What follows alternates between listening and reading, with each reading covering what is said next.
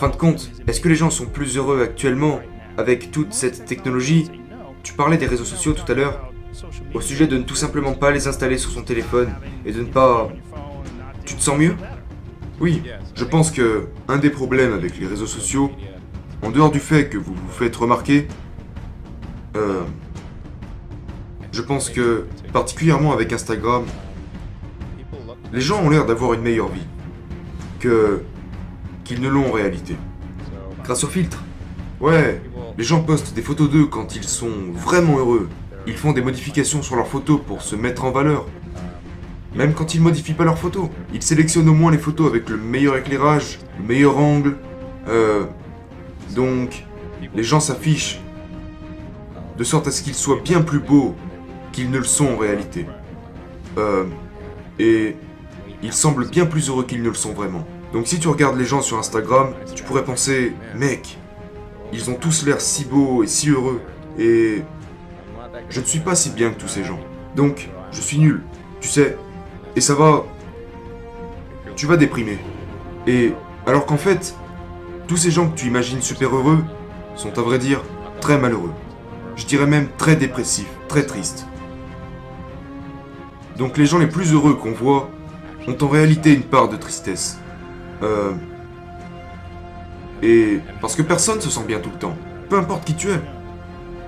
Ce n'est même pas quelque chose que vous devez vouloir. C'est quelque chose qu'on doit s'efforcer de respecter.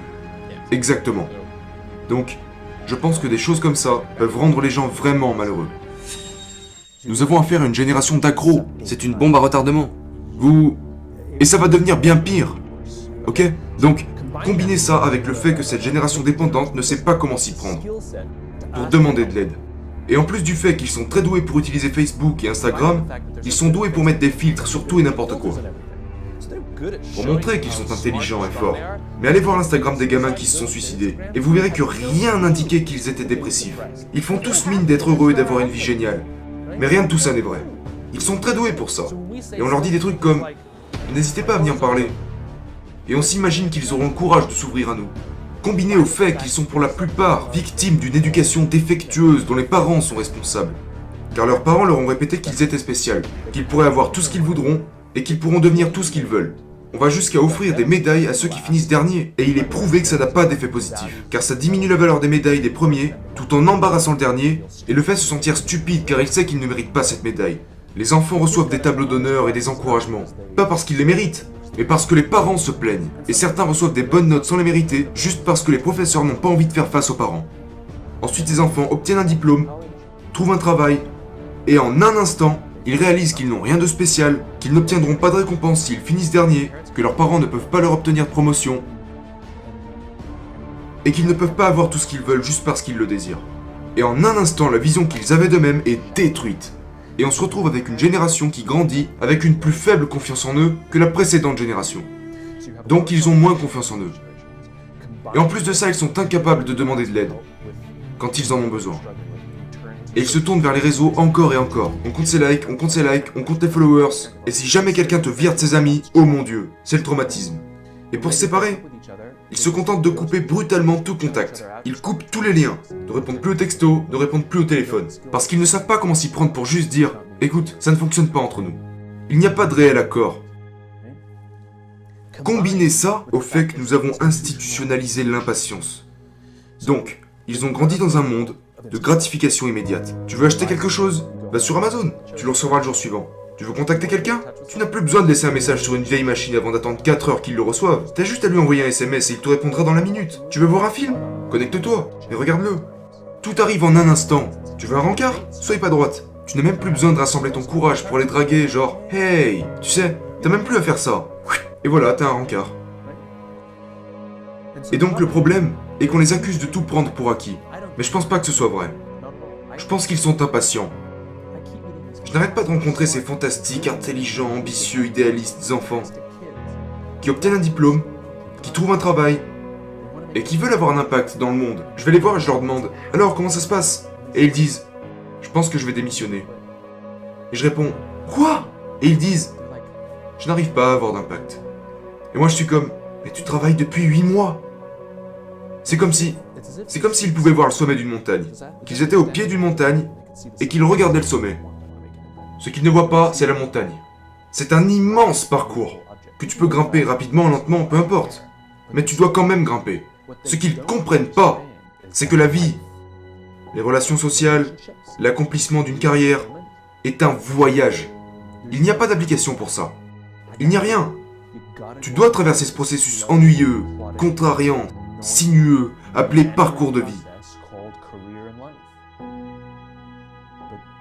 Mais s'ils n'ont pas tout ça en 8 mois, ils abandonnent et vont chercher ailleurs. C'est de l'impatience. Et parce qu'ils ne savent pas comment demander de l'aide, en plus de se sentir seuls, c'est de pire en pire. 70% de vos journées sont gâchées. Certains d'entre vous gâchent 95% de leur journée. Ceux d'entre vous qui sont accros aux réseaux sociaux gâchent 95% de leur temps. Quel avantage ça vous apporte, à part pour ceux qui s'enrichissent grâce à ça? Quel avantage vous trouvez sur ces réseaux sociaux? Maintenant, je sais que certains d'entre vous font des ventes sur Facebook. Mais tout le monde ne fait pas ça. Tout le monde n'utilise pas Facebook comme un outil de vente. Donc, mis à part cela, quelle est la seule chose que les réseaux sociaux ont fait pour l'humanité à ce jour? À part le fait d'avoir rendu Mark Zuckerberg riche. Je parle de Facebook là.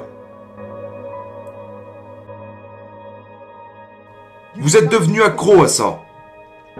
Et une des choses que je recommande, et quand Dan recommande quelque chose, vous avez juste à la fermer, à écouter et à exécuter. Et c'est tout sauf un risque. Arrêtez les réseaux sociaux. David, c'est incroyable de voir où tu en es arrivé aujourd'hui. Et c'est vraiment fascinant pour moi. Parce que, je veux dire, au sujet de ta vie, encore jusque-là, mais pendant que tous les autres inondent leurs réseaux sociaux pour essayer de créer et établir leur marque, tu continues de choisir tes posts très soigneusement sur les réseaux sociaux. En fait, tu postes qu'une fois par semaine. Je parle pour tous ces gens qui aiment en voir plus. Mais j'ai le sentiment que tu fais ça pour une raison. En fait, tu détestes les réseaux sociaux, non? Oui, mec. Parce qu'une fois encore, je connais la puissance de l'esprit. Et j'en parle dans mon livre. L'esprit est la plus puissante des armes. Mais il peut aussi travailler contre vous. Si vous allez tout le temps sur les réseaux et que vous voyez cette négativité, ou toute cette égocentricité, ou peu importe, les réseaux sociaux pour moi, c'est un enfer. Ça peut vraiment vous faire penser, je ne suis pas où je veux être, je ne suis pas assez bon, j'en ai pas assez, j'en ai pas assez, j'en ai pas assez. Mais les gens retouchent leurs photos. La plupart des gens essayent de faire croire que leur vie est géniale.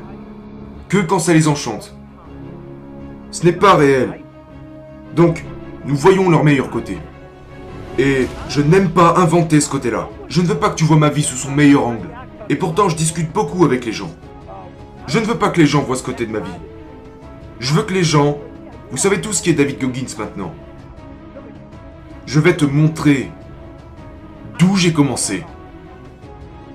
Je vais te montrer ces photos de qui j'étais. Et des problèmes que je traverse.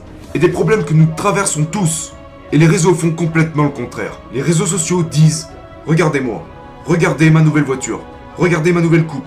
Regardez mon nouveau ceci, mon nouveau cela. » Et ça fait que les gens se sentent comme des merdes.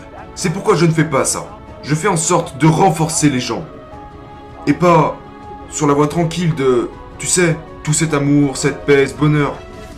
Non, mec, je vais t'envoyer en guerre contre toi-même. Comprenez-vous? Arrêtez de vous sentir désolé pour vous-même. Parce que fondamentalement, nous recherchons tous cette pilule magique. Ce miracle. Ce secret.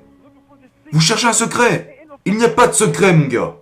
Ah si, un seul. Bouge-toi le cul.